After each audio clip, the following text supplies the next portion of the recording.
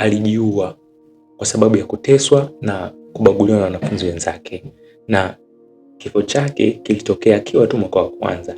Inasikitisha sana. Jamaa huyu hapa anaitwa Nana Agei ambaye anatoka nchi ya Ghana na anaenda katika nchi ya Latvia kwa ajili ya elimu ya chuo kikuu akiwa anasomea electrical engineering.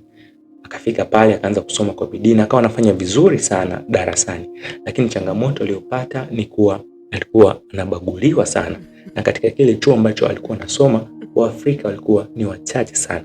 Kwa hiyo jamaa akawa anaishi maisha ya upweke na ya kivyake. Hali ile ikawa ngumu sana kwake.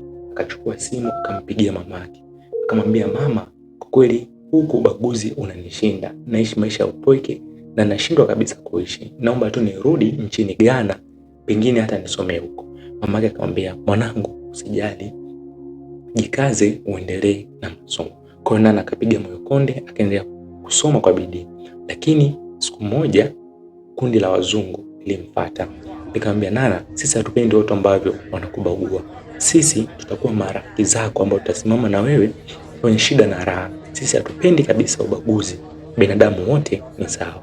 Nana akafurahi sana kwa sababu ameshapata company, na wakawa wamepanga kwamba siku moja waende katika hostel ambazo Nana anakaa wakamtembelee, na Nana akakubali. Ilipofika siku ya kwenda kumtembelea Nana, jamaa mmoja akampigia simu akamwambia, Nana, upo na yule jamaa ambaye unakaa naye?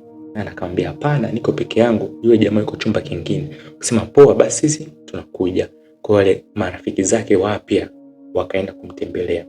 Fika pale wakapiga story, walikuwa wamempelekea na zawadi pia wakampatia, lakini pia kulikuwa na kinywaji ambacho walimpelekea, sijajua ni kinywaji gani.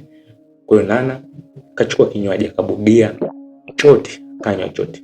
Lakini zilipopita kama dakika 10 hivi, Nana akaanza kujisikia kizunguzungu.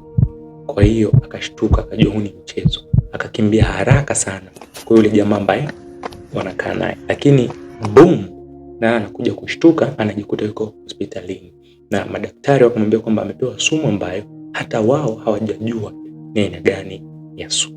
Kwa baada ya pale kuruhusiwa kutoka hospitalini, Nana akampigia tena simu mama yake, akamwambia, mama, wameniwekea sumu. Yule mama alisikitika, lakini akamwambia, mwanangu, jitahidi basi umalizie mwaka mmoja wa kwanza kisha utarudi nyumbani. Na mamake alikuwa amekasirika sana, akamwambia, niandikie nayo majina ya watu ambao wamekufanyia hivyo, hicho kitu mwanangu, haiwezekani kabisa. Sio, unajua mama zetu wa Kiafrika. Kwa Nana akaandika majina akamtumia mamake. Lakini ilipofika Juni 4 ya mwaka 2025, polisi wa Latvia wakathibitisha kwamba mwanachuo kwa jina la Nana Agei anatokea nchini Ghana amejiua kwa kujirusha kutoka juu ya gorofa la apartment ambazo alikuwa anakaa. Na hii ni mojawapo ya changamoto ambazo wanapata watoto ambao wanasomea nje ya nchi.